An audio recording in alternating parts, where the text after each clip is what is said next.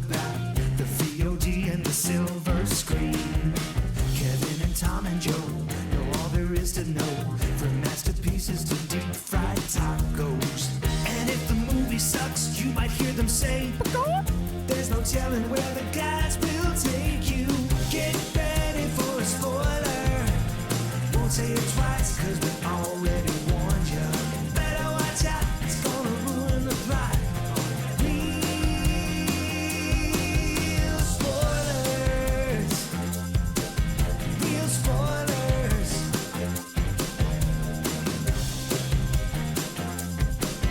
Real spoilers. Broadcasting from the lush but not lavish studios located in the basement of the O'Keefe Institute for Advanced Film Snarkitude, this is Real Spoilers, episode 809, Chapter 1. Horizon American Slog, American Slogga, Hey. Chapter 1, which reads like a threat. But every time we review one of these movies that may or may not come out, it's going to be 809 Chapter 2, 809 Chapter 3. That's how we will name these reviews. Well, the second one's already been filmed. Well, that hasn't stopped before. You do know this is WB, right? Okay, no, it is distributed by WB. I know, but but it I'm is just... produced by Kevin Costner's wallet. Yeah. So, like, I think two, one way or the other, will see the light of day, even if he has to release it on his own website like Louis C.K. Right. It's filmed, so it will. But it's interesting that it's WB. It's like you think, if Zaslav has a little meeting with Costner and says, hey, bud, you can get your money back. I know 2 is done because I saw the trailer. Yeah. I think I saw 40 minutes of them film. Oh, we'll get there, but let's not right, jump ahead sorry, 59 minutes sorry. and 30 Yeah, right. seconds. Yeah, Okay. so let's go around the table and everyone can introduce themselves. Oh, this is a weird... Yeah. All right, this is Kevin. That's Kevin. I'm Matt. And this is Tom. There This we is go. Tom. Before we dig in, shameless plugs. Don't forget we're available on Apple Podcasts, Spotify, iHeart, TuneIn, wherever you find a podcast. You can find us while you're there. Be sure and follow us so you never miss an episode. Maybe leave us a review. You can find us on Facebook at facebook.com/Real Spoilers. While you're there, like the page and join the group. The group is called the League of Show Sharers. Why? Because we are hoping you will share an episode. People who were kind enough to share an episode last week, and it was The Crow. So that is extra kind. This is wild, man. To share that one. It's, So, 1,500 views on YouTube in just over 2 days. which that's a lot for us. It's a lot. Our Deadpool one had like 300 views in the same time. So, I Yeah. mean, this is a big amount. Yeah. So anyway, here are people who were kind enough to share the episode. Dustin at Nerds at Night Gaming, Tammy Lynn Powers Betts, Tom Dowdy, Richard Krotzer, Brendan McGuckin, Ralph Tribble, Travis Tewitt, Julianne Jordan, Gabriel Lugo, Chris Magic Man, Phil Timon, Chris Falls, Heather Sachs, Taylor Ward, Cinema Recall, Edit Photo Gamer, Megan Kearns, David Rojas, Ryan Terry, Nostalgicast, Geek to Me Radio, Spoiler Piece Theater, Mike and Oscar, Matt Neglia, Ronnie Castle, and In Session Film, and Colby Mack. So thank you very much. We greatly appreciate that. Don't forget you can watch these things on the aforementioned YouTube at youtube.com/@Real Spoilers. And Easy. I know. We should just make a shortcut that's like bit.ly/real spoilers or something. It'd be quicker than explaining that. Get a link tree. You know? Yes. That's what all the cool kids have. Scan this QR code. Yeah. And then, the Patreon, patreon.com/Real Spoilers, where for $5 a month, you get all sorts of bonus content and even more Matt Basler. And we like you extra. Yeah. So, What do we got coming up on there, Matt? I don't know. Oh, okay. I don't feel confident enough to To say. say Or to- do you think to- saying it makes it Happen? make it happen? Make it I don't know. We've had a lot of series that didn't come to fruition All right. before, so I guess we'll just leave it for now. But there's What a tease. There's a series in the works, so okay. we're trying to schedule it. Okay. Well, so anyway, there's all that. Let's dig in to Horizon, an American Saga, Chapter 1. Before we dig in, I'm just boy. interested to know both of your relationships with Westerns in general. Have you watched them historically? Do you enjoy them? Is it a genre that you've just like, that's for old white people? Well, hate to break it to you, Tom. We're all there now. Yeah, I don't find the setting especially appealing. Right. I wouldn't, if you like, if there was a setting of perhaps say the world of naked women, I might go. I'd watch a movie there, even if then they tell you the premise, and I think like, well, that's not that interesting, but I enjoy looking at naked bodies. Certainly, right. Throw some men in there. That's great. Western, I go, I don't know, I'm not too into this now. Watched 3:10 to Yuma, loved it. Which one? I've only seen the new remake, one. the Okay. newer one. I really They're both like that one good. too. They're both good. Yeah. I saw that one in theaters. Old Rooster, Rooster Cogburn. the new one, the The new new one. one. Okay. Oh, new old rooster. Loved it. Okay. So The one that made Jeff Bridges Talk like that. he for the froze rest of his in life. time. He just- So westerns, I certainly think they can be good, but I'm not immediately drawn to. They don't even have freaking cell phones, It's like, how am I supposed to? Well, so it sounds like though, but you haven't really gone down the rabbit hole of like classic westerns, like John Wayne movies, the Jimmy Stewart stuff. I have not seen all of the. What about Is it Once Upon a Time in the West that has all of them in it? Yeah. I haven't Is that seen the one that has the huge cast? Yeah, and I will say this, as someone who has come to like westerns, that's not a very good one. Like, it's got a lot of famous people in it. It's got like the Gary. Was it Gary Martin? Who's the one that always made those kind of like movies? Valentine's Day, Right, but for of Western, westerns, yeah. where it was like each section, it follows the Oh. same family over like 100 Different years. Valentine's Day. Yeah. Oh, not the horror. Matt's a horror podcast host, Sorry, yeah. so it's So it follows the same family over like 100 years, and like each section has a different director and a different cast, and so you get one section with like directed by like John Ford, and it's got John Wayne in it, and that's like 20 or 30 minutes, and then it's like, and then the next generation, and then now it's Jimmy Stewart, and it's directed by I don't even remember, but so it's like 4 different segments, and it was shot in CinemaScope. So it's like it's one of those ones if you watch on your TV, it's like really thin. It was so very they wide. shot it to look epic and look good. They shot that one to Yes. look good. Oh, okay. Yeah, I just want to clarify because it seems that not all westerns actually look good. not all. No. Okay, yeah.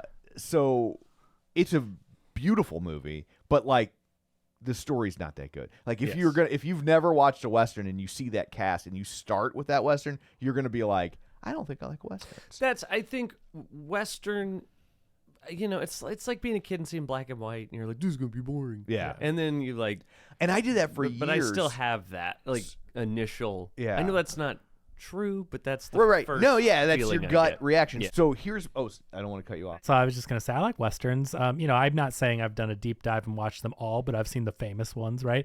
I would say the ones that like I like the Sergio Leone, the Man with No Name. Trilogy. I like that stuff. And even that's a fairly modern take. Yeah, it's even a though spaghetti they're western. 50 years old, It's- but they're definitely like they're more violent and they're edgier.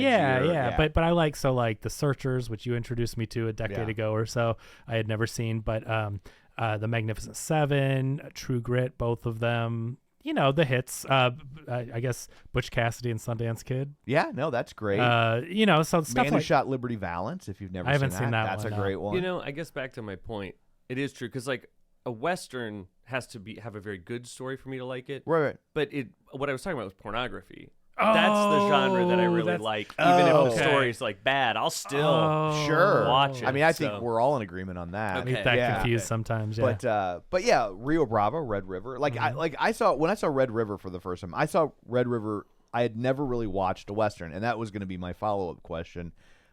What's your relationship like with your father, Matt? Good. Okay. Love that guy, Kevin. Oh yeah, Basler. Kevin. Oh, Costner. I was like KB? Yeah. Kevin B? What? Matt, I hate to break it to you, but Well, in that case, really great. Yeah. I love this guy. Yeah, there is something. Maury, come on out. Yeah. Wow. I was just curious because like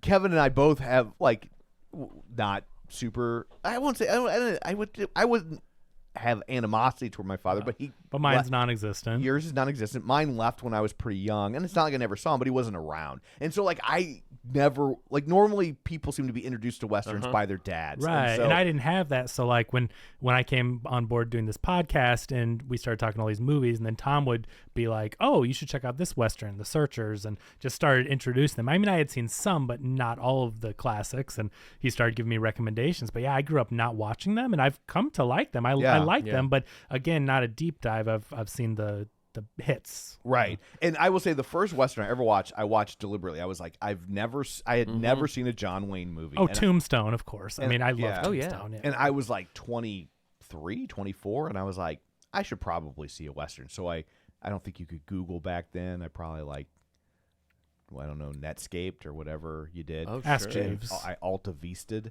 and I was like, I don't want to start with True Grit, because that seemed like the culmination of a career in a lot of ways. It's like watching Scream for your first horror movie. Yeah, so I was like, what's a really good, and I didn't want to watch something super old like Stagecoach, which is like 1939, and so I landed Paint on Your Wagon. so I landed on Red River, and I was stunned that John Wayne was a really good actor. Like if you watch, I wouldn't have thought. Yeah, I mean, true. Like I don't know. Like look, But there his are, younger movies. there are lots of John Wayne movies where that dude is phoning it in. Yeah. It's just like, I'm Cowboy of the Week, whatever. But like Red River, I was like, holy crap. I was caught off guard at how good of a performance that was. And then that kind of like made me go down the rabbit hole on Westerns. And I'm certainly not a Western expert, but I came to enjoy the genre in a way that I didn't previously or didn't think I would, which brings us to Horizon. I think Kevin Costner loves westerns. Oh my God! But there's great has a Western boner. He does, but there's great Kevin Costner westerns. Sure. I mean, Dances with Wolves is an example. Yeah. And isn't that even during the Civil War? Like, isn't it a similar time period? I think Isn't he dressed or up as like a general when right he, after maybe or after? It's So I mean, been a long time. similar time period, right? Yeah. Though, so maybe a few years in the future. But like, that's a great film. And then you see this, and you're just like, what? What happened? Like okay, first of all, like I was alluding to earlier, this looks like a TV show, and not to demean TV show, there's some good looking TV shows, but when you're filming a 4-part film epic Western saga, maybe you want some CinemaScope, maybe you want it to look big and expansive It's and so weird. impressive. I've read so many reviews of this movie where I feel like people are trying to find something to like about it, Sure. and they keep saying that it's visually stunning, and I'm like, There's no way. this movie is not visually stunning. What's visually stunning is the American Southwest, right? If you Utah. point a camera at the American Southwest, the picture you will get will be visually stunning. filmed in Utah. But that don't make you Ansel Adams. I got Grand Canyon pictures on my Yeah, phone that right. you'd all go, oh, that's pretty. But Yeah. this is I don't know if maybe people, I'm not trying to be snobby, but I do appreciate cinematography. I look at, what cameras people film on. I enjoy that part of it. And there's cinematographers, like when we reviewed the Batman, and I'm like, oh, Greg Fraser, amazing looking. Like, Well, this guy, the cinematographer is not nothing. He's not nobody, but also his list isn't that. I don't think he's got a bunch of amazing westerns. Well, not westerns, but I mean, The Abyss, Terminator 2. He's James Cameron's guy. True Lies. Like, he knows how to make a movie. Oh, I didn't see the James Cameron ones. Yeah. Maybe I didn't go back far enough. His recent work, I need to look it up now before I start talking about it. But his recent work, I didn't think was that impressive. Where I was just like, what? Why? I just figure if you're Well, movies. I guess he started with him as. Oh, you're talking about a camera operator. That's different than cinematography. Yeah, no, that's he's fair. worked Yeah. on movies, but I'm saying, Yeah. look at his cinematography, his director of photography career, and it's not that I'm not saying it's nothing. Like, it's studio films, but like, I don't know. This movie looks like a bad TV show. I've seen TV shows that look incredible. This looked like, I don't want to say digital, but you know how like you used to watch TV and you'd be like, well, that's not film, that's digital, and it's not as good. Like, this is a movie that needs to look like Lawrence of Arabia or those other westerns we mentioned. It should be epic, and it's not even. I think it's 16:9. Like, it filled my rectangle TV. It was just shy. Like, there was a little bit of a gap, I think. But I didn't see any, and I'm just like, why would they film it like this? It made it look so not cinematic, right? It took me out of it because I just thought, well, this looks like we're watching a TV show, which begs the question. It's like, why did he not just make this a TV show? That's every what single review, right? And right. It's like you want to have it. You feel like, oh, we're gonna do a podcast. I should have a different take. I wouldn't really do that, but you think it. But but there's just nothing. I else. don't know how. You don't want to sound like you're just regurgitating the common the general consensus. And but I haven't read one review on this, so I have no idea. But But what else? it's so weird Can you because say? he said like I don't want to go back to Yellowstone. I want to do movies again, and then he pours all his money into this movie, and then he makes a prestige TV Well, series miniseries. I think that's the thing is he's old school though, right? So like he did Yellowstone, he made his money, all that stuff, but like he's a guy that, again, dances with wolves. He still is old school in the way where he considers like, well, you have to make a film to like make a real big impact. You have to be a piece of that puzzle. They're not going to talk about Yellowstone like they will Dances with Wolves. And I think he wants to make that, but he ended up making a TV show. People are going to talk about Yellowstone way more than they talk about this, and I don't like Yellowstone. But the thing is, it's not just about the look of this movie that makes it a TV show. It's about the script and the pacing and all these different storylines. That you can spend a couple episodes introducing characters and not really doing anything because you got 12 episodes or 20 episodes or whatever your season looks like. Yeah. You can do that, but like. Yeah, when you spend the first hour of a movie just introducing characters, barely without. That's the thing, though, right? Like, if this was a TV show, it would be edited completely differently. Right? Oh, that's the other It would thing. be This wasn't edited. I forgot to mention. Did he have an editor on this movie? This has some of the worst editing. The first hour, when I read the Wikipedia today, and it says like essentially. They survey a town and start up a new town, and it's destroyed. Then, that's an hour of the movie that's just got a paragraph. Because I mean, and in that hour, I think you're given the name of 2 characters. Like they don't say anybody's names. It's because so weird. they all die. I mean, why? Yeah. But we are right. Like there's they feel like they're going to be important people. Like they're introduced in a way that's like. I'm the guy. I'm telling you the thing, and then they're just in like a movie like this, right? I'm practically taking notes because it's 3 hours. There's going to be a lot going on. So right. Okay. So that guy's he knew I don't know what happened to the religious guy. Yeah. Who was I lost track of him. Oh, geez. The guy was in the creek that kept doing Bible? Yeah, I have no idea.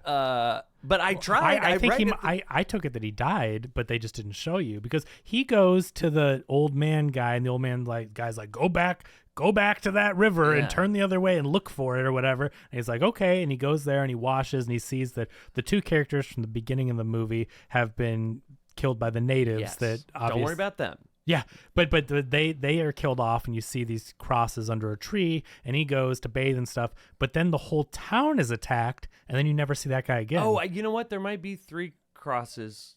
And there was a third. You think they buried him next to them and didn't know if they weren't related or whatever? Okay, Kevin Costner. Good. You did it. But, good visual storytelling. No, I'm okay with show, don't tell. I'm okay with people showing you stuff. But the way this movie's editing is so confusing at times.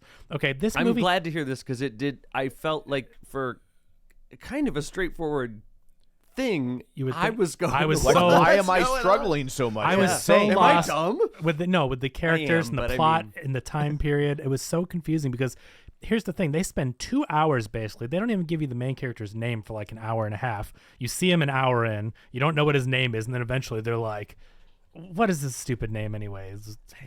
Hastley or Edgar Williams or whatever. And you're just like, oh, that's not even a cool name. What's the main character's name? Hayes Ellison. Hayes Ellison. Like, that's not going to be a famous character name. Like, they could have. He sounds Rooster like Cogburn. I'll tell you that. He sounds like a jazz musician, doesn't he? Hayes Ellison. Yeah. Like, anyway. So I just thought that was when they dropped his name. Finally, I'm like, that's his name. Yeah, Hayes Ellison. And when you withhold a character's name that long, you think you want it to be good. It's gonna be some sort of reveal, like it ties into another character, or you find out that this is secretly Abraham Lincoln. I don't know. Oh, and then this guy came into town, the postman.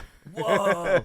I mean, they withheld the whole character for 1 hour. You said in a chat, you said he doesn't show up for an hour. I thought you were joking, by the way. No. But I checked. It's like an hour. It's like exactly. It's like they're in on the joke. Maybe Costner's trolling us, and he's very funny. Do you think this is a $70 million troll by Costner? It's pretty good if it is. But right, if you were making, so we just started watching Fargo, the series, you Yeah. know? And it's like kind of the same thing. You have all these people that are unrelated. Right. And these events bring them together. You're waiting for them to converge. And you're essentially introduced to all of them in the first episode, the first hour. You Right. don't know how they're going to meet up. Right. But you're, you know, so, but we watch the people. Is that Horizon that's destroyed? No, I think they're all trying to find it. Horizon is this new town that See, they're all headed towards. Now, that's what I believe. thought, but I swear the Wikipedia page says that was Horizon, so maybe they didn't. I don't think so. 'Cause I didn't. In the 'cause interviews you with see him, Costner, he's talking about they're all in part 2. They're all trying to get someplace, but that place might not be so good either. I'm pretty sure the whole crux of the thing is getting to Horizon. he's putting the name of the town on that rock, right? He's engraving it. His name. I thought his family there's name was on the family rock. name. See, there were many on the rock, so I think that was all Okay, their that families, makes sense. like that settled there. Gotcha. But yeah, this is an hour of one story basically with we don't. It's cut to really anyone. that this opening scene where like the Indians are attacking. That's not the this- opening scene. Jenna Malone killing that guy or attacking that guy is the very opening scene. Okay, but the opening set piece. How about that? Like Maybe. what I think. I don't know. You've done that to me before Yeah. when I've messed up. I'm just saying the Yeah, opening wait. scene is Jenna Malone. We don't know what's going on. She goes into a cabin and blasts the guy twice with a shotgun in the chest I had That's the very totally and takes the forgotten baby that. from him. I had totally I forgotten thought that came First scene of the movie. weirdly in the middle. No, that's how it opened. I'm like, okay, that's a compelling intro. Like, what? Who is this? Yeah, I had totally forgotten that part Yeah. occurred. But the big giant set piece Yes. that is the bulk of the first hour of the movie is the Indians attacking this town, and it really felt like you were dropped Natives? in. Natives? I think you can still say Indian, right? They're not from India. Well, but Yeah. I think they say Indian in a lot of things. Well, they're in. Well, in this movie? no, 'Cause- like oh, Indian, like Native Americans. I think you could either. I think you work. can call them American Indians or Native Americans, but just because they're Okay, well, the Indians was American the name Indians, they yeah. called them when they thought it When was the India, American yeah. Indians are attacking this town.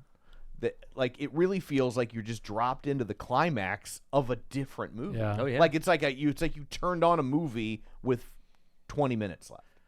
Yeah, I mean, I don't mind a movie kind of like doing a bait and switch. Like you see this father and this son in one of the early scenes of the film, like doing the site, like mapping out the site, trying to build their home on this land they've been sold, I guess. Apparently there's a lot of swindlers. All these people moved to this area because basically people sold them land that really wasn't theirs to sell, but it tricked a lot of people into be like, oh, we'll go settle here. It's fine. When really it's just people selling land they don't even have any stake in. And so these people are settling there, and then the natives come and kill them and all that. I'm fine with like doing a bait and switch where you're like, oh, I didn't think they would get killed so soon, and oh, they attacked this village. Like that's fine, but I think the problem is in this film is they introduce you to so many characters in an uninteresting way and in an uncompelling way to where like you don't really care about them. I mean, the family at the dance, and then the mother, the daughter, the son, not the Holy Ghost, not that whole thing. Francis, The- maybe it's the family. I don't know. Okay, the nuclear family that you find that is all walking together, and they go back to their cabin, and then when stuff goes down, people go to take refuge in their cabin, and they're fighting them off. They can't because there are so many natives attacking them. They say, I can't believe the number.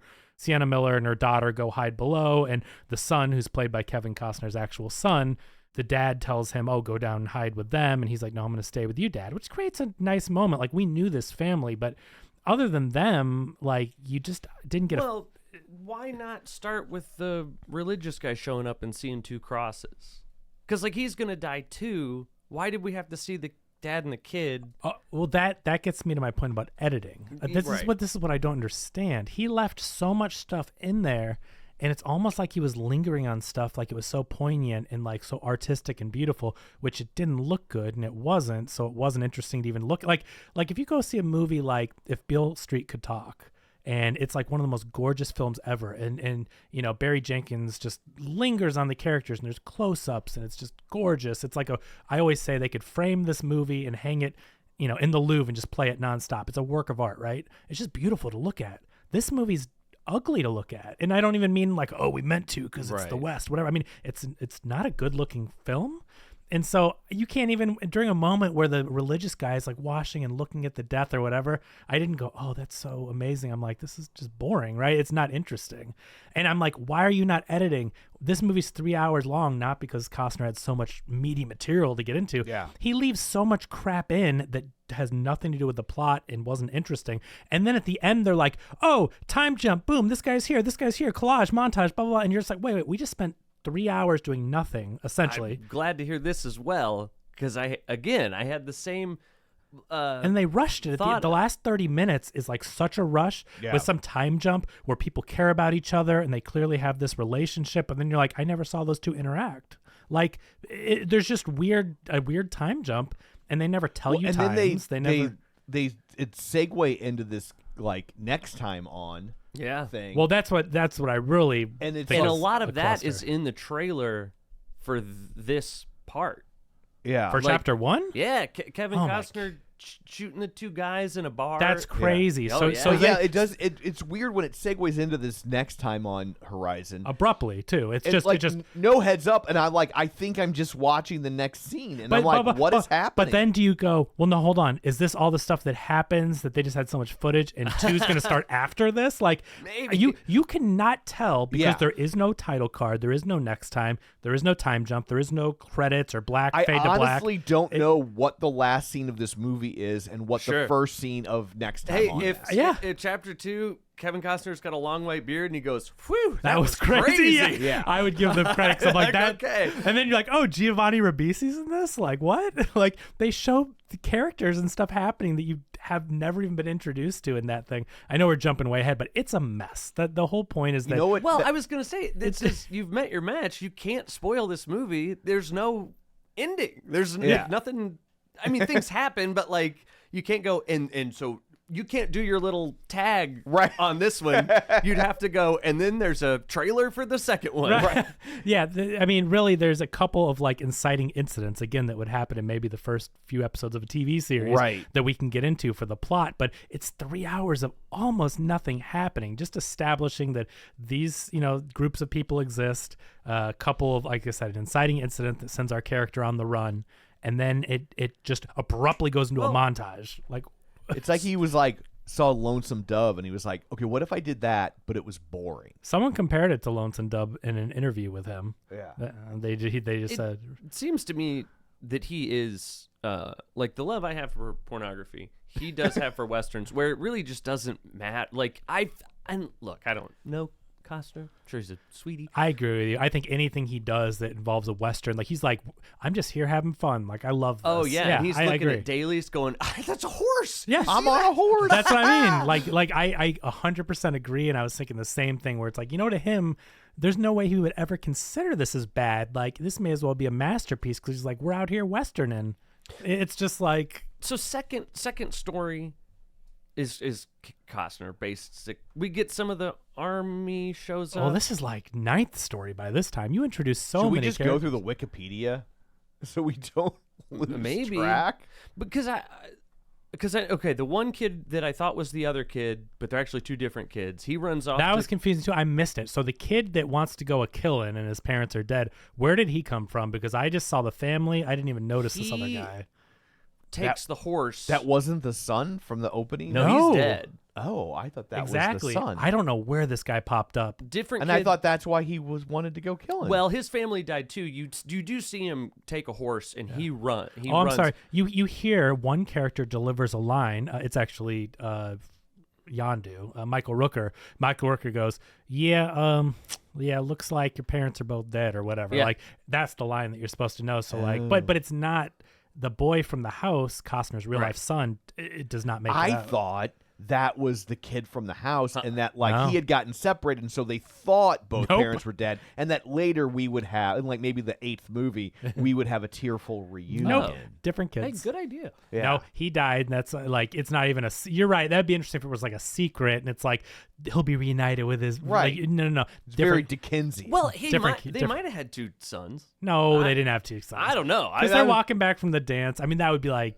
they just never mentioned him, and then all of a sudden it's like, by the way. Okay, but that kid, where do you see him before he runs off with the horses during the thing? he might have been in the group with the dance kids. there's like the mean dance kid, Right. Costner's real life son, his sister, the daughter, and then I did not see I this don't other remember. kid that wants vengeance. Like, so Yes. okay, so let's talk about the groups of characters. So you've got the people we just mentioned, Sienna Miller and her daughter.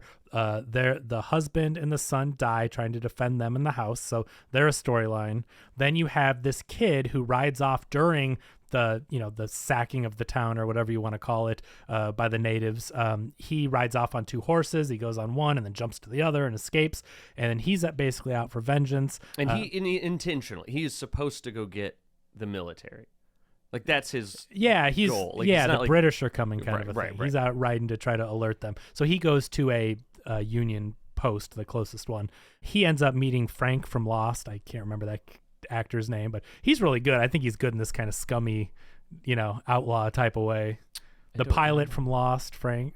Oh, the okay, pilot gotcha. is the bad guy that's basically telling him to go kill natives. Yes. Like, that's anyway. So he ends up basically on this bloodlust. He wants to get vengeance, but like also he's a kid, and you can tell he's uncomfortable. And his whole thing is like getting to the point where he finally sees what that looks like, getting justice, and he's like, I'm not okay with this, right? And he's also he brings because there's the Union soldiers, but this group breaks off from that. Well, yeah, so the Union soldiers come in, and then the townspeople that survived, they were like up in the hills, and one of the guys wanted to use his rifle to start picking off the natives, but another guy, again, there's a million characters, another guy goes like, you're not giving our position away. So they hide out in the hills, let everything settle down, and they go back to town. And then once they talk to the Union, who Sam Worthington, the guy from Avatar, he the accents, there's a lot of British and Australian.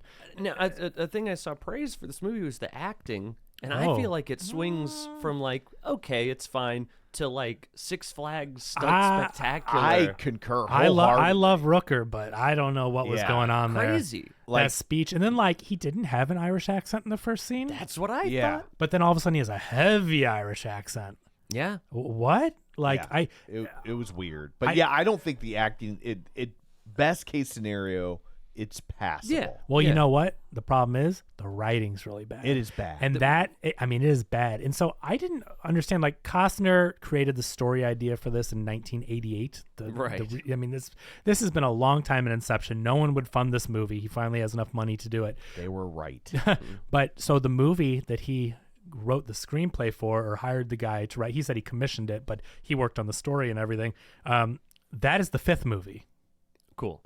So this is the prequel to the movie he tried to get made in 1988, okay, just George so we're Lucas. clear. All so he right. goes, there's 4 movies here for this movie, and if people like it enough, he goes, it will be real easy to do a 5th movie, because that's the movie from 1988. Oh my god. So he wrote the prequel series. Was he George Lucas? Yeah. Instead of just writing the one he wanted to make, he somehow got the idea that, well, we'll just do these 4 movies, and then I'll make the one I've been trying to make for 30 years.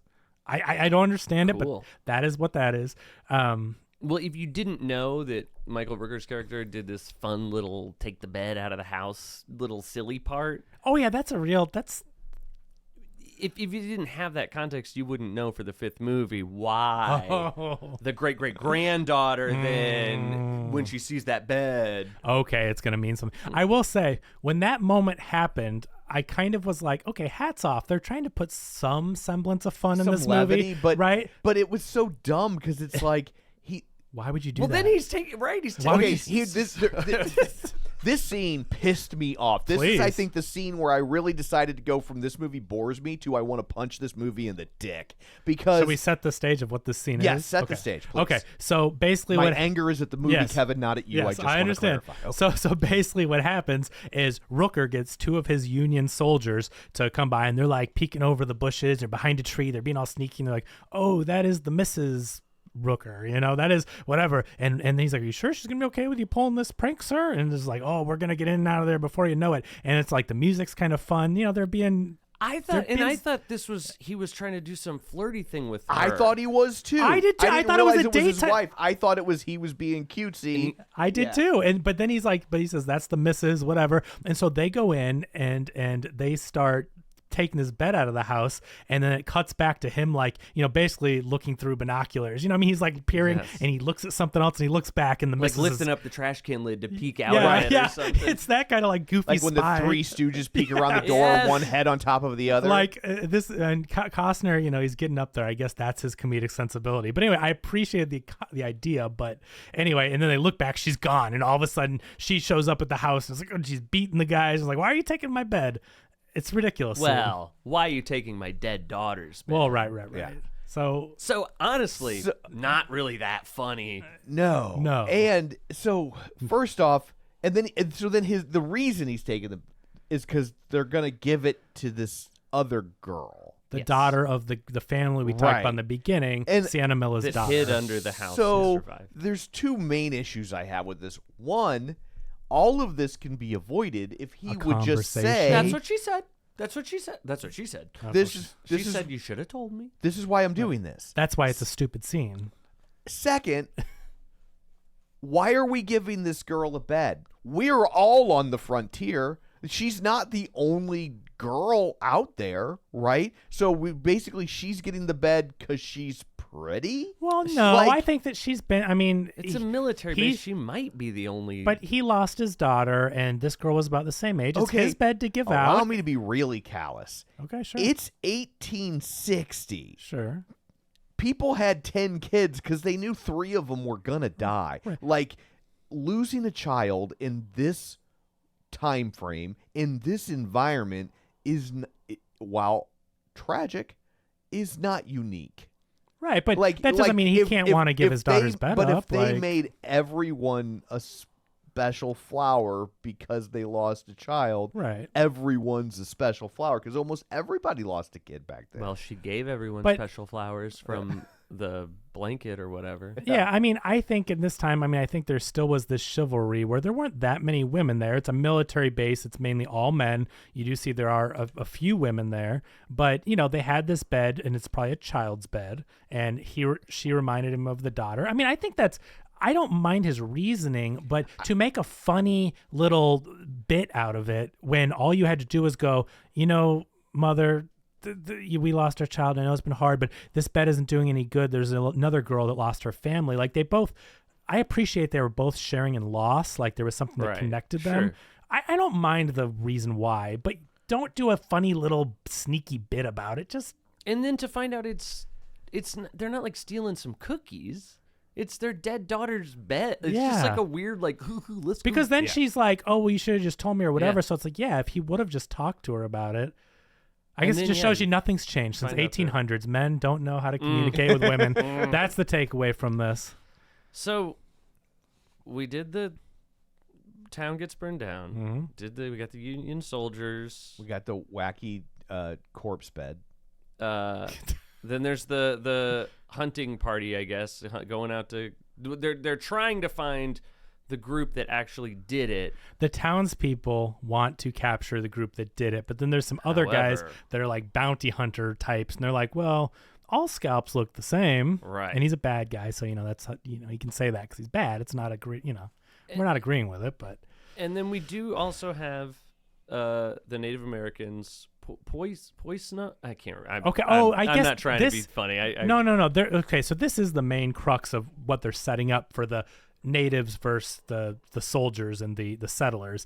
Is that so? There's a native chief. I take it that he's the chief of this tribe, and he's older, and he's kind of gotten soft in the eyes of the young warriors, and he says, what you've just done by ransacking this whole city, I'm not going to celebrate your victory. You're applauding killing all these people, but what you've really done is brought death. Yeah. Mm-hmm. Because they're going to come looking for justice. He sees the writing on the wall. Yeah. He knows that this is not a battle we're ever going to win, and all you're doing is agitating them. Yeah, he says basically we have an agreement, even if we don't like each other, there's an agreement here, and what you've just done means that, these people may be dead, but their sons will remember, and they're going to grow up, and they're going to tell their kids, and basically they're going to come hunting all natives, and they're not going to be able to tell the difference, and you've brought death on us all. So he's like, you can go do what you want to do, but I'm not, having any part of this. And so the young guy, starts with a P, I can't.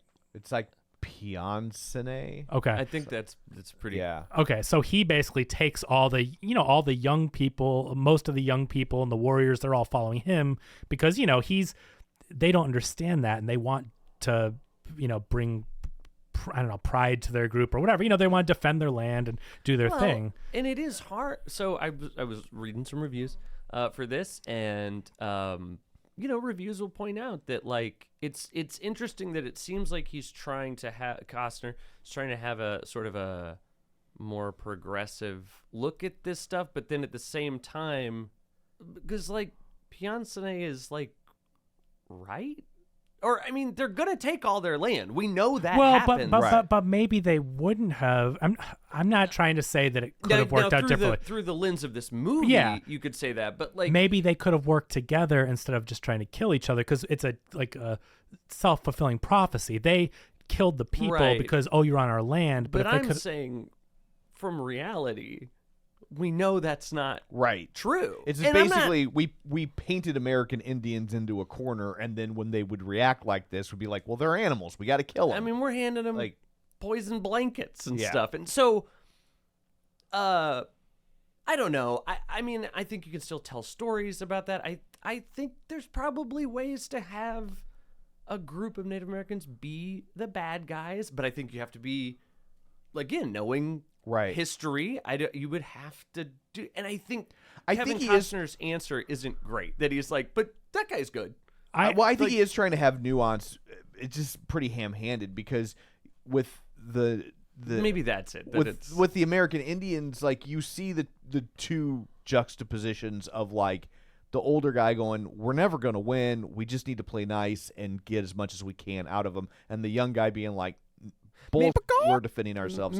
But when you get to the cavalry people, right? Sure. You okay. You get the guy from The Crow. Oh yeah. Danny Huston shows up. Oh, the guy from The Crow. Yeah, the famous Danny Huston role. Because it was last from week 2024. we talked about it. Yeah. I know. But him. Well, obviously espousing manifest destiny, right? And then the Sam Worthington character basically being like, well, I don't know about all that. I can't stand their accents in this movie. Like, you have the Australian guy playing an American. You have this British woman playing an American. Like these frontiersmen, early settlers. And then you have Michael Rooker playing Irish. It's like, I mean, if you can do a really good accent, more power to you. But to me, I think these actors are good or at least decent. But it feels to me like they're using all their brain power on their accent because the delivery is really bad. I think the script is bad. The script is bad. That's not helping. But they can't focus on, like, I think it's got to be really hard to be thinking, am I saying this right? In all honesty, like, would they have American accents? I mean, they're like, we're not that far removed from English rule. In a social studies, whatever, history class in college, there were these soldiers, I guess not American yet, revolutionary soldiers, and they like snuck on a British boat, and I had my hand up to ask, wouldn't they hear their accents? And luckily put it down in time to go, oh no, they would all have the same accent at this point. They would all sound basically the same. But this is almost 100 years post them. I mean, it's been 100 years. But I bet you it's if you could actually go back in time, it's a weird hybrid. Because if you think about it, if you've ever tried to do a Southern accent, you can slip into British real easily. Yeah. Because it's just like a click over. Sorry, so I think you're right, because then they did have the Union soldiers be really mean to Native Americans and be like, that's bad. Right. So I guess what I'm saying is I think it's a simplistic view that's trying to be complex, and it's like kind of not working. But it's like, but what the thing is that's funny in a lot of comments, it seems that I don't ever know what to call them. Conservatives, right wing. That's not right, because I don't mean conservatives. I mean insane far people right. who far right. They're trying to make it like a culture war thing. Yeah. Where they're like, yep, the wokes don't like this because of this, and it'll get mentioned in the review, but it's not. I mean, I certainly does this have does this have like an anti woke? I haven't read the reviews. Is there a controversy around this? A Kevin Costner Western There movie? are a lot of like far right or like Ben Shapiro. What did he have to say? I don't know that he did, but I feel like it would be like, this movie's great, and the left doesn't like it because it's this and this and this. But it actually seems more like it's trying to be woke, and maybe, or what? Such a dumb word. You know what I'm saying, though? Like, polite. I don't know what. Be more thoughtful about it than previous westerns. It is not Cowboys Good, Indians Bad. Yes, right. Like it's not, and that's never really been Costner's take. I mean, Dances with Wolves is very pro-American Indian, right? And that was like, a surprising take, and at the time that you didn't see in a lot of mainstream Hollywood movies. And I think it stumbles in that a little bit. But like, I feel like everybody would kind of say like, it's trying. It's maybe not great, but yeah. I agree. I think it's trying, but the script is not good enough to really feel like it has a voice, like a standpoint. I think this is a really muddy example of that. Like, yeah, they throw in the older chief, the guy that we talked about, and like, I really liked that part of it, but I just don't think there was enough of a viewpoint of like, the Americans, or if that's what you want to call them, the settlers, that they're bad. Like, I feel like this is a 4-part movie that's going to end in victory. Like, oh, look, the Americans won, rah, rah. Like, I didn't take this movie as all these characters we're introduced to are really bad. Like, I don't feel like the movie's telling me that. But I mean the guys specifically that are like, we can just hunt. Scalping them and kill stuff, any of them, and it's all good. But I mean, there is something to be said about all these settlers are taking the land from the natives, right? So like, well, and that's the thing that I don't think hear that like, in this we're movie. We're not talking about that. Like, Costner's not getting nuanced to the point of like, hey, you're here recording this podcast because people did some pretty bad stuff a long time ago. That's what I'm saying. Like, a modern view though should be of what actually happened, and it was us coming and handing out smallpox blankets and all that stuff. Like, but this movie does not feel like the movie that after four movies is going to be like, yeah, man, I really feel bad. We shouldn't have done that. Yeah, and this movie's going to end with the hero, Elias Jazzhand, whatever his name is. Jazzhand, yeah, he's going to be the hero, and the Americans won. It's and if this movie was 90 minutes, I think you wouldn't feel the need to be more nuanced about these things. Yeah, if this was just a gunslinging, just Western, whatever, that's fine. But it's like, this movie is so epic in scope, and you see all these Native Americans, and it should be saying something about that. Like, we should be focusing more on, oh, you guys did take their land, and yes, they reacted to it, but like you said, I mean, maybe they were right. I mean, who wouldn't feel like that way if you have these people with guns? I mean, they had guns too, so clearly they've interacted with settlers before, and they know the bad things they've done, and so like, they've seen some stuff. But this movie isn't talking about that. This movie is talking about the characters who lost their family and were to feel bad for them and stuff, but like, they're the bad guys. So the next story is Elias Jazzhands shows up in a town, and I guess it's like cool because we don't know why. Well, yeah, an hour in. Yeah, he shows up with some other guys, right? He's with some with some sort of group. Yeah, I'd love for you to tell me what the hell, and tell me anything about this character, please. Maybe I don't need to know yet. Maybe it's fine. Maybe it's supposed to be a mystery. I would hope until the end of the movie, but I guess that's what I'm saying. Like, that's one of the biggest problems with this movie is that you can't figure out what is a deliberate mystery about a character and what is just bad writing and they didn't tell us. We talk about the language of film. There are clues to when there is a mysterious stranger walks into a town, whatever. Like, but he's just there doing we have no idea what, and apparently he's not afraid to kill, but like, what's his deal? So, I had not read Lord of the Rings when I saw the first movie, which is, I mean, I had kind of the same problems with the end of Lord of the Rings as a film. I was like, this is not very satisfying.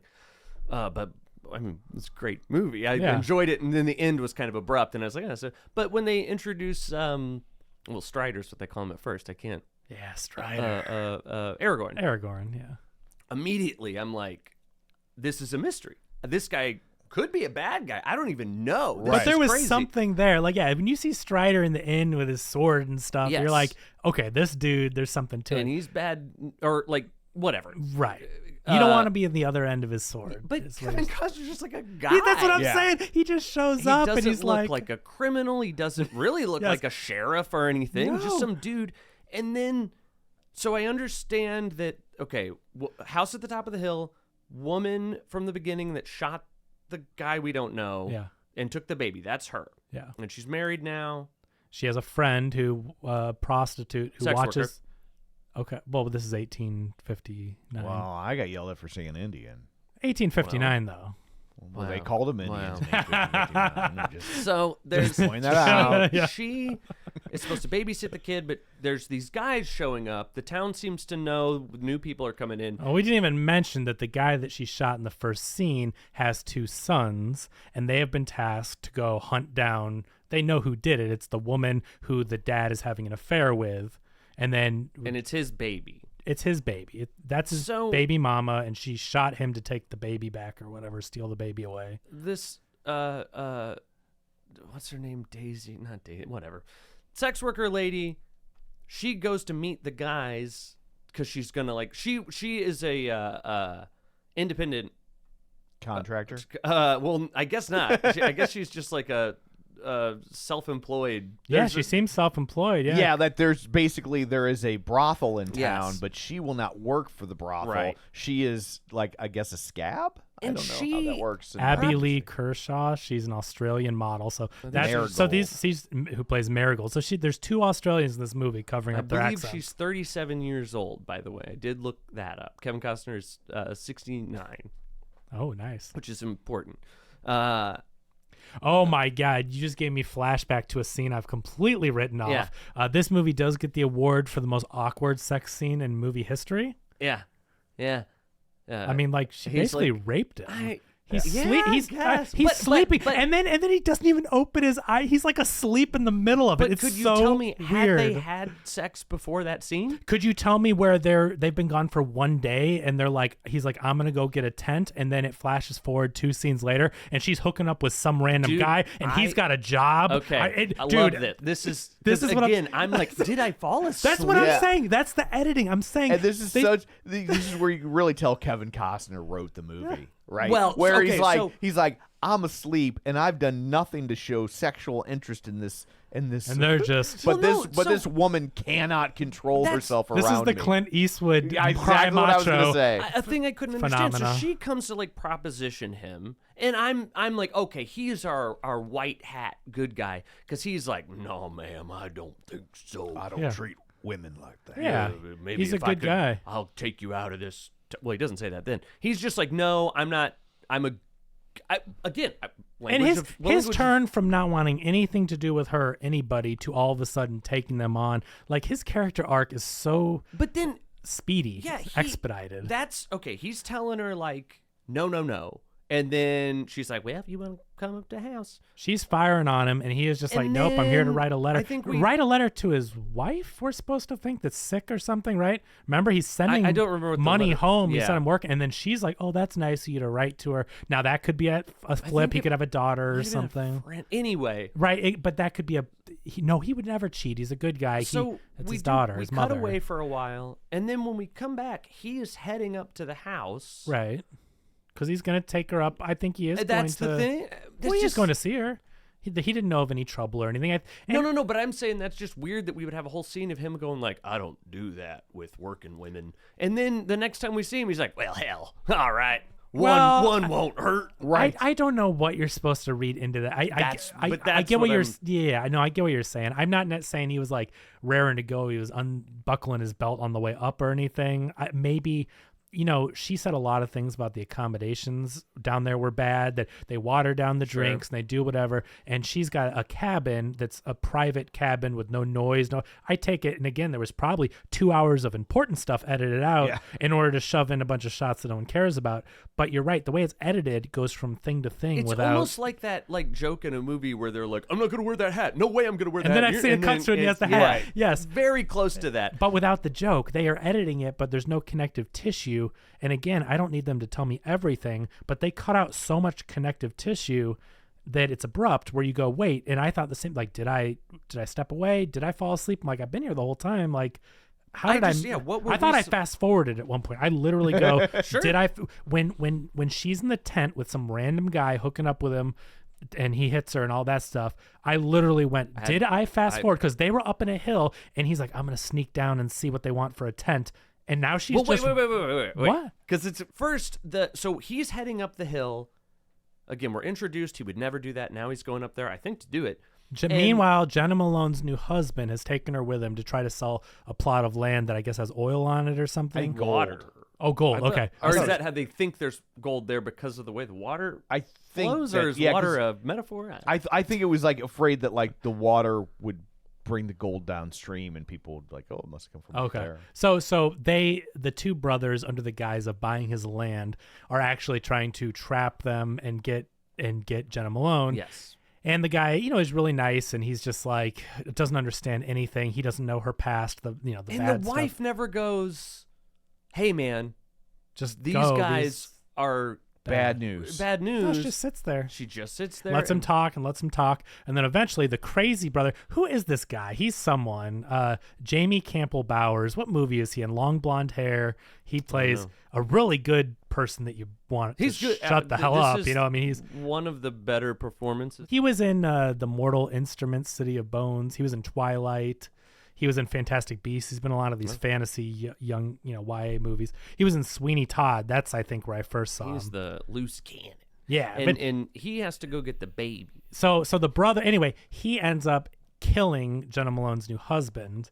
And then the brother, who's like a foot taller than him, he's this huge guy, he like kicks him across the yard. How many times they go, you're gonna bury that body? No, I ain't. Yes, you are actually gonna. I'm not gonna bury it. And then he kicks him, and he's like, you are gonna do it. And then he goes a inside and he lot of- throws the shovel at the Yes. door. And I'm like, what? There's a lot of kicking in this Yeah. movie. A lot of people kicking That was each other. is Sparta kick. That was Yeah. a, So, bad guy brother. yeah.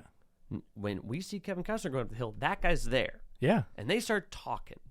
And I don't know what they know about each other or why they're doing this. Nothing. Yeah. Why is he talking to him like that? This guy just got humiliated by his brother, and he's a bully, and so Bad move. So he was just he found someone to pick on, someone older, someone he just didn't think was anybody, and then he's like, do you know who I am? And then Costner's like, literally, and I believe him, does not know who Right. he is. And he's like, well, we're the gang that runs everything, and if you could do any work through this area, you go through us, blah blah. And Costner's like, good day, and he keeps walking, and now this guy's not getting, and he's not intimidating him, he's not getting the time of day, and he just keeps running his mouth. Again, I think he does a great job being this I think he does a great job. terrible. I think He's probably one of the best actors in this movie because you hate him, and it's like you don't even think of that as acting. You're just like, that guy is horrible. it's but just he's- so weird. But then they realize, because he looks and he goes, there's not many other choices. We're both going up the hill to a place. Yes. There's one left, and it's where I'm going to kill the woman and steal the baby. You're going there. You must be affiliated. So he's just basically like, okay. Yeah, no, sure. and so so he starts saying some stuff that does not sound like it's going to end well. Costner pulls his gun and is ready. And then that- that guy thinks that he can draw his weapon and shoot Okay. Costner while Costner's holding the and weapon. this is what I'm saying. Like, is Costner supposed to be like a badass? I Because believe he already, is. it's like he pulled it out, pointed at him, cocked it, and Yeah. then he's like, Oh. make your move. Matt, not a cool kill. Not a No. cool, like in a climactic, like, you're waiting, it's tense and everyone's waiting to draw, and you would usually have close-ups of the holsters and like you're getting ready to do it. No, Costner had this gun ready, and this guy's like, you think you can outdraw me or whatever? And Costner's like, I already boop. did. Yeah, he's like, I've got it's drawn. Like it was, It wasn't even some sort of like Raiders of the Lost Ark punchline right. kill. No. It's not like the guy's going, you think you can outdraw me, and he already is I think it shooting was him. I It's- think it was supposed to be cool, Matt.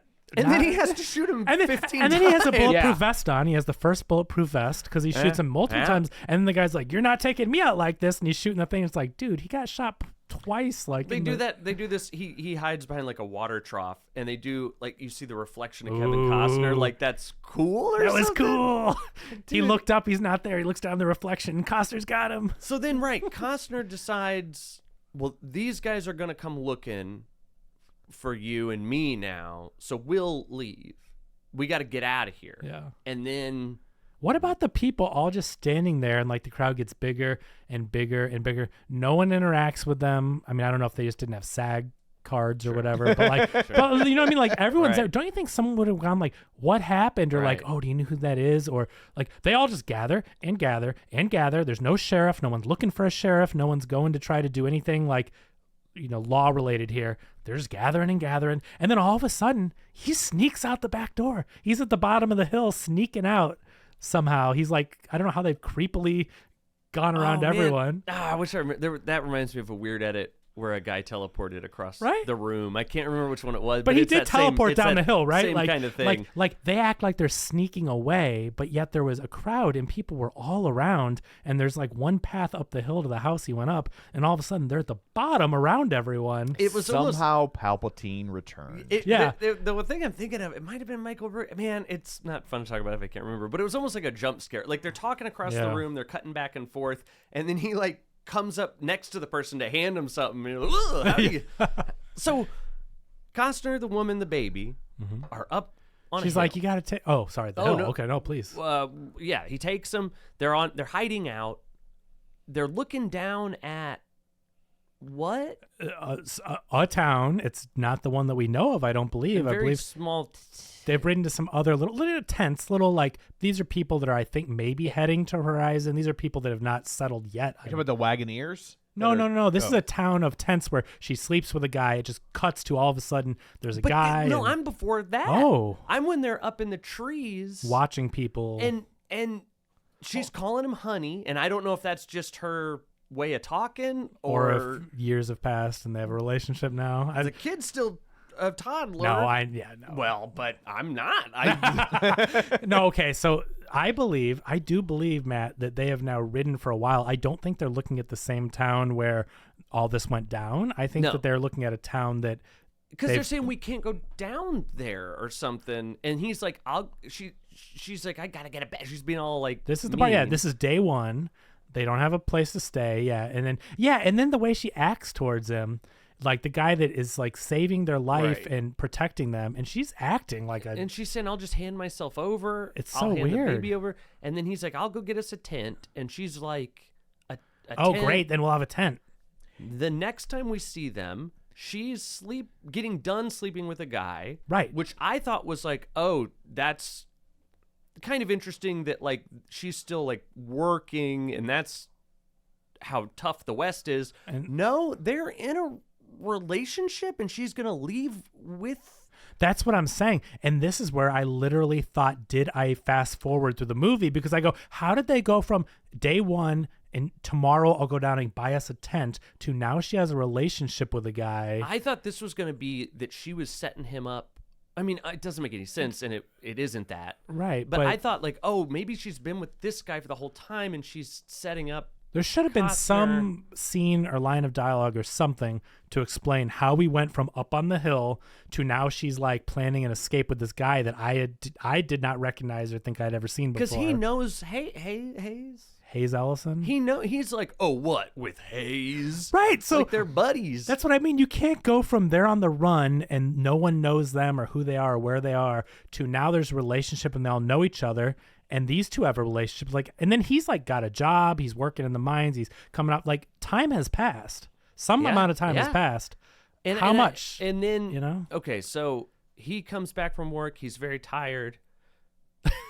She straddles him. They're in a single room tent. Yeah, kids sleeping. He is almost asleep. I just want to tell you, he is like about to fall asleep.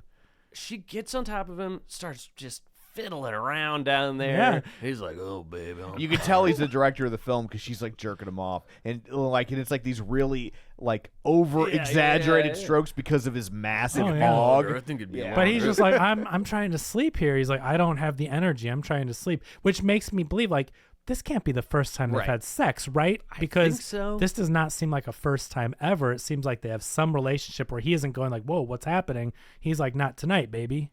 Right. But then how much time has passed from the hill to this scene? They spent 2 hours getting here, and then they fast forwarded. They did the fast forwarding. When it's like, why did you not just cut all the stupid crap that meant nothing in the beginning and show us some character building? And I guess maybe to Costner's credit in a way, why did you cut your story so weird and truncated? Right. Like, that's you. At this point, I believe 2 hours into the movie, I was trying to keep track. I believe we had seen him in 2 scenes. Yeah. Because you see him 1 hour in, disappears, and then you see him again. Tom, what's this wagon train you're talking about? Oh, there's a whole nother. Oh, there's like a random. Yeah.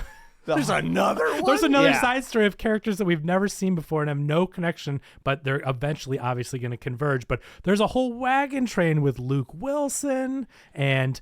I love when when Luke Wilson shows up with his California accent his accent from a state that Right. He's been out there, been back. I'm not sure exists yet.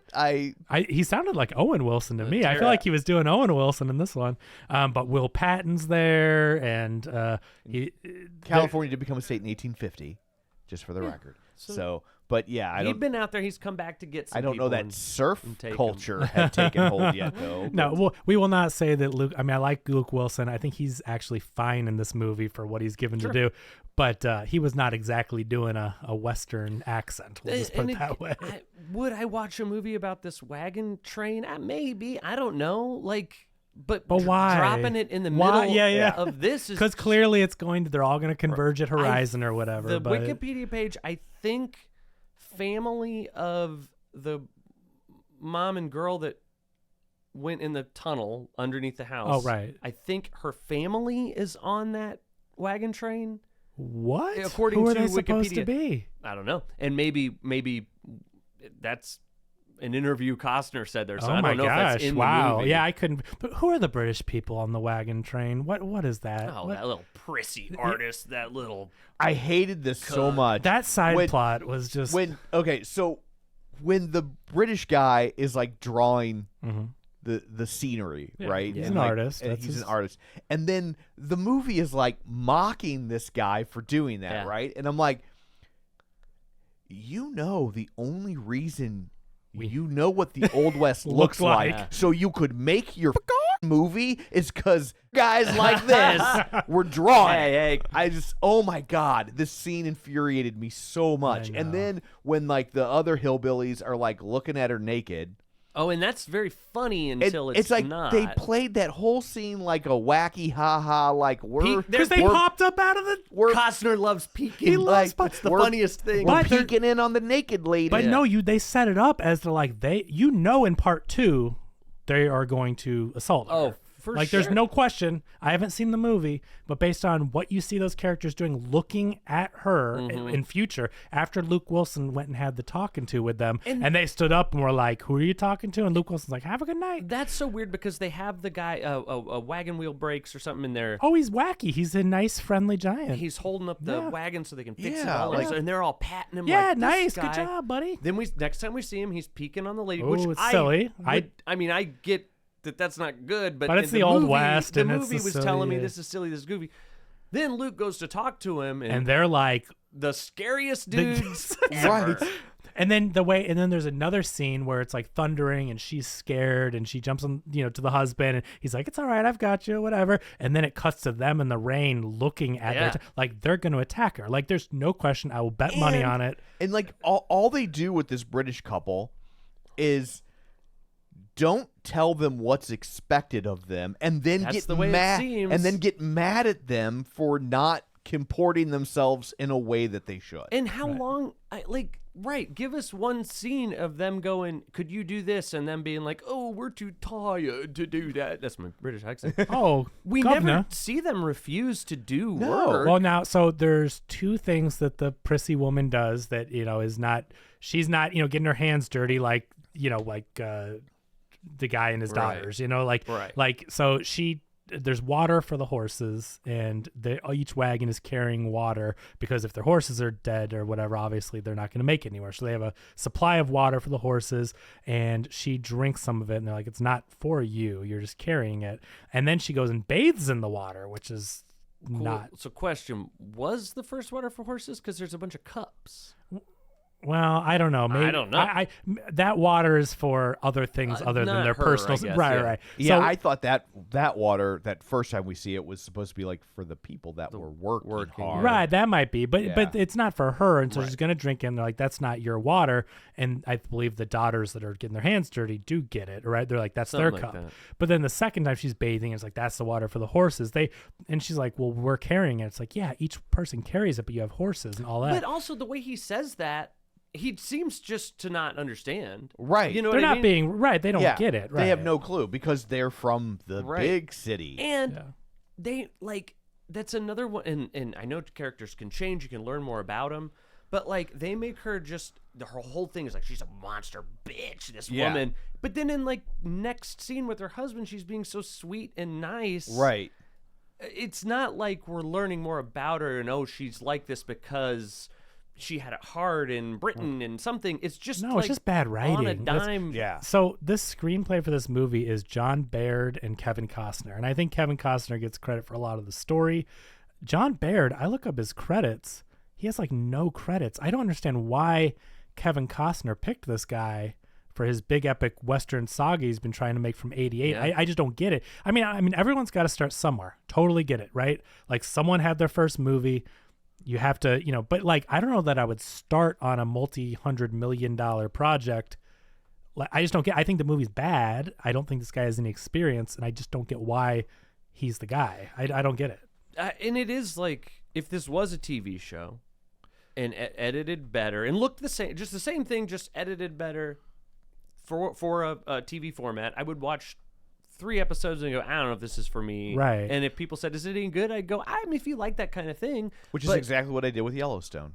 Sure. But yeah, but this as a movie, I hated it. Yeah. I mean, it's very bad to me. Like, I was so bored and it's so long and so.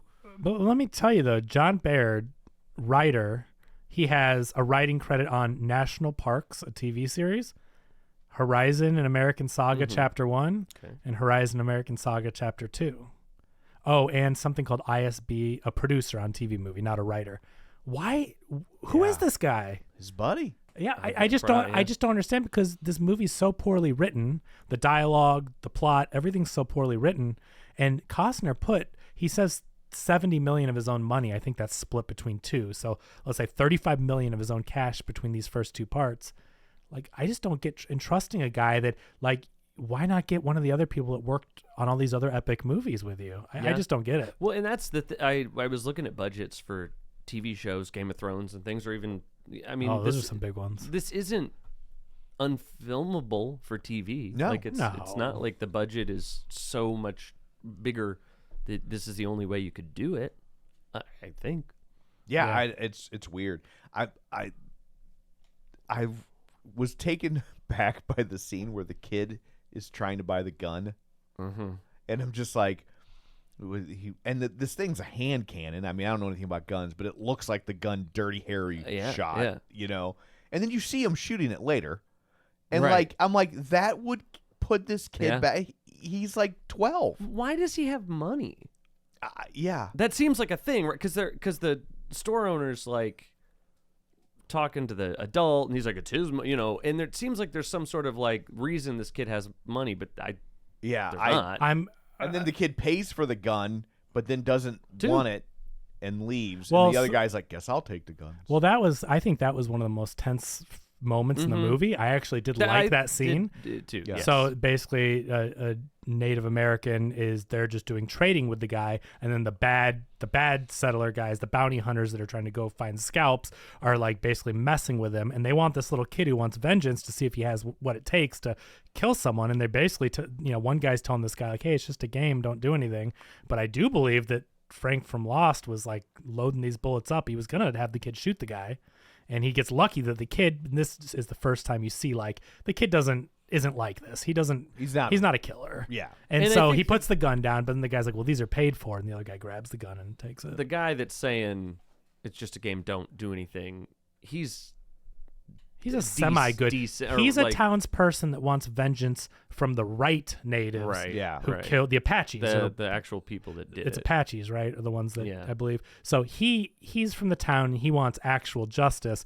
Frank from Lost is like just wants money. He's a bounty hunter. And then that's the final scene, right? Is that they do find just a settlement of Native Americans that have nothing to do with it. They wait till their Their hunting party yeah, or something right. leaves, and then they kind of do what they did to I their think, town. I think weren't women the hunters in Native American culture a lot that of can't times? be right. That can't be right. It's hard to say too because there are so many different tribes. True. So like it's I took not them as like it's, warriors, not hunters. But you universal. never. Yeah, I don't know. You're right. Whatever the men. They wait for the people men that could defend with the town. weapons and stuff to leave, and then they ransack it and take scalps of natives who clearly had nothing to do with the massacre, or even women, because they're like, well, you really, once you take the scalp, you really right, can't tell who, exactly. So they just murdered everyone, and and that's kind of the end. I mean, my favorite thing about the scene in the general store where the kid's trying to buy a gun is this is how you can tell they're in a territory and it's not actually America yet, because the guy doesn't want to sell a gun to a 12-year-old. Oh yeah. That hadn't been ingrained, right? In our fiber of our country. There's just a couple other random things that happened. The Sam Worthington is like firing on Sienna Miller. That's another thing that looks like there was. We should specify he was hitting on her. Oh yeah, during this time you never know. Right, a lot of gunplay. Well, not a lot, not enough for this movie to be exciting. Touche.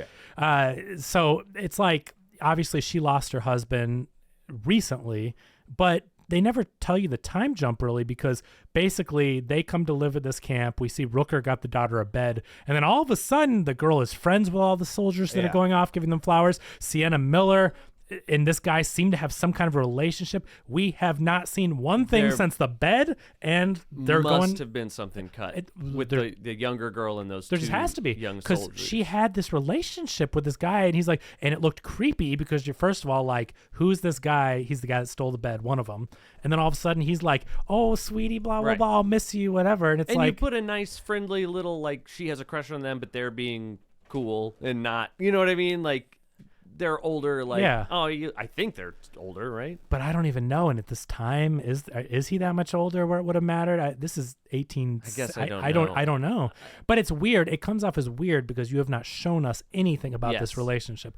One moment he's stealing the bed, and the next moment he's stealing her heart, Matt. A lot of spitting in this movie. Yeah. the thing that I thought was funny, this like it seems very Western thing. They're drinking out of a metal cup, you know, and then they toss the rest of it. Yeah. What is that? Why do they do that?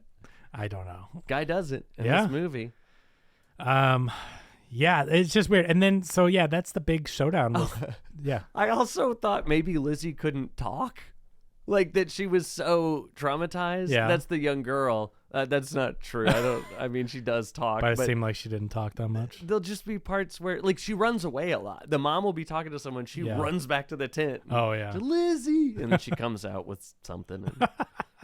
But yeah, so that's basically it. So once that scene where they're just slaughtering people and stealing their scalps, then it's not even like a next time on horizon, or it's not like fade to black. They just jump to another scene like they've been doing this whole movie. Yeah, they smash cut. And then it's just like a montage and a montage. And I mean, it's just scene after scene. And it's like exciting scenes. Stuff that I'm like, that would have been cool, right? But he's like, he's in a saloon and he's firing backwards on his horse. You know what it reminded me of? It reminded me of the last part of Back to the Future 2. Well, yeah, that's the only example I can think of where it's where like, you see basically a trailer for the next movie. But it's not like a trailer. It's not. Like, it's like a whole movie. Trailer oversells it because trailer implies there's some sort of explanation as to what's going on. It's clips. When Back to the Future 2 did it, you knew exactly. Oh, they're showing us clips from the next movie. Where this one is just like, all of a sudden it just starts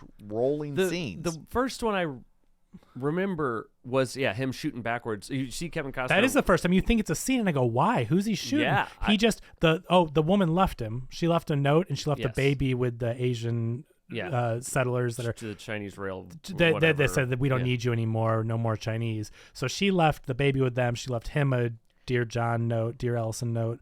Yeah, I loved when they said they didn't want to hire Chinese, because if there's one thing American business owners hate, it's labor that works hard for next to nothing. Yeah. Yes.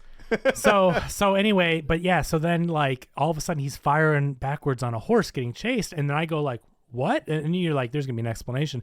And then it showed all these people I had never seen before, and they're like in saloons, and there's shootouts, and there's Giovanni Ribisi looking out a window, and I'm like, what? And then it just keeps going, and we're talking about, this is like 5 minutes. It's not like a real quick 90 seconds or 60 seconds. Like it goes on and on. It goes on and on, and me and Katie to just the point that I'm kind of laughing. like, I don't think I'm gonna watch chapter 2, but if I am, I don't want to see all of this. That's what I'm saying. Like, it wasn't a tease. It wasn't a teaser trailer or even a trailer. It was like clips from like it was giving away the entire movie. And I was doing the same thing. I go, if I'm going to watch this, I don't want to know all this. I'll watch it for the pod, by the way. Yeah. I won't watch it later. But we'll have to have you back on. But Yeah, it's so terribly done. And we started laughing because we're just like, what was that? It was so weird to tease that much stuff.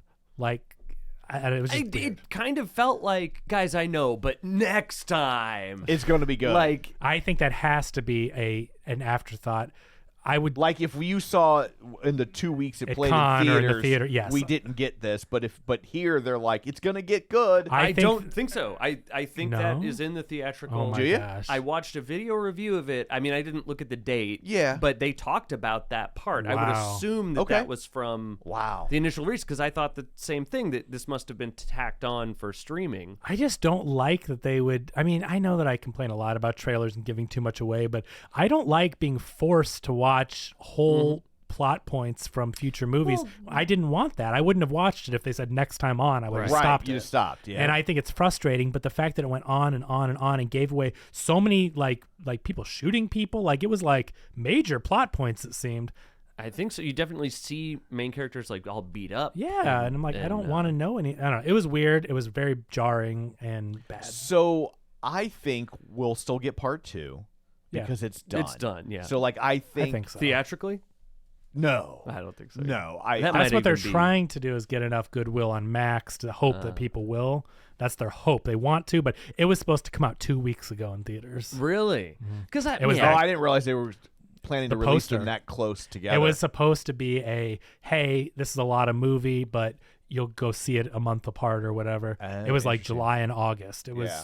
Yeah. No way. Costner wanted families to go see it, he said, which is insane because it's a very R-rated Yeah. movie. Yeah. I mean, but it's violent, so that's okay. Oh, there's some tits. Oh, that's true. There were some tits. God, it's movie's so boring. I forgot that I got to see tits.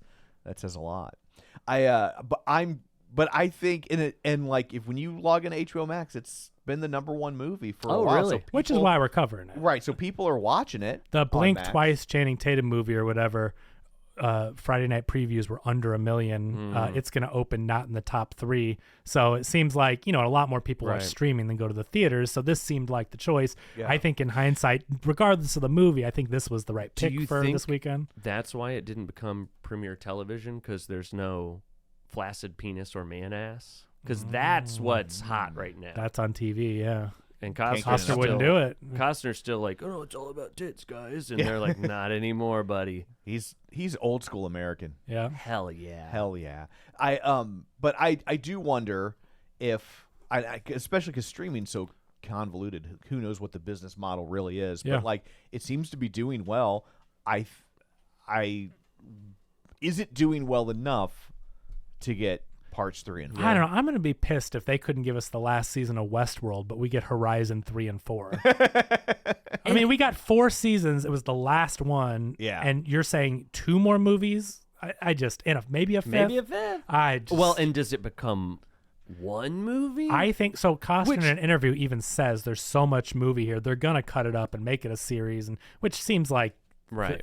seeing this movie now, it seems like way more of a series than a movie. Yeah. It and should honestly, be a I series. think it makes more sense probably from a business model to release it on HBO Max weekly. Yeah. And get people coming back for months on end. And again, that's not like saying, oh, it's so quaint and not good that it's a TV series. Oh no, Yeah. TV shows are very good. This is a very bad TV show. I would look, if it was edited correctly, No, I no, would but call it- this a But it's mediocre not. But TV show. I'm saying as it stands, it has the format and the length of Right. to meander that a TV show does, but it would not be as good as some of the really good TV shows. For It's- sure. I guess what I'm saying is, in this bad movie, there's a mediocre TV show. yeah. Yeah, And it's yeah. crazy This is- They would didn't- play better as which a is also TV show. interesting too, right? Because it's way too long at 3 hours, but there needs to be more. Right. And a TV show It's- could do that. It's both Yeah. it's both too much and not enough. Yeah. Well, yeah, because it's half a movie. I mean, they filmed 1 and 2 together.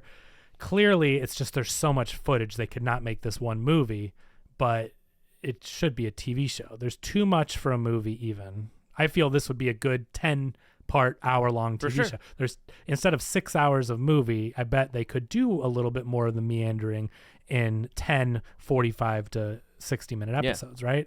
So, yeah, clearly there's a ton of material here. They filmed it all together. It's all done.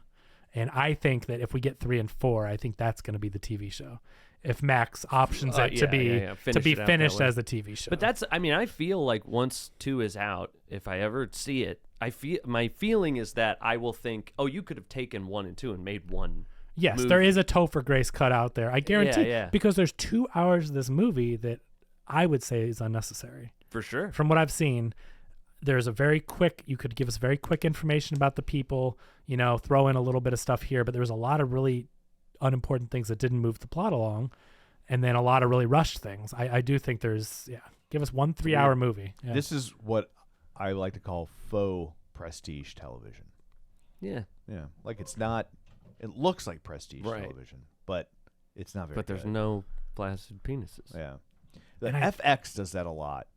Like shows that look like they're going to be like, they have high production values and you're like, oh, this is going to be good. And then you watch it and you're like, this is not good at all. I don't think this movie looks good though. I just think this is an ugly. It looks good for a TV show. And I think the scenery for a hides, TV show. The scenery hides the fact that it's not all that well shot. It's not.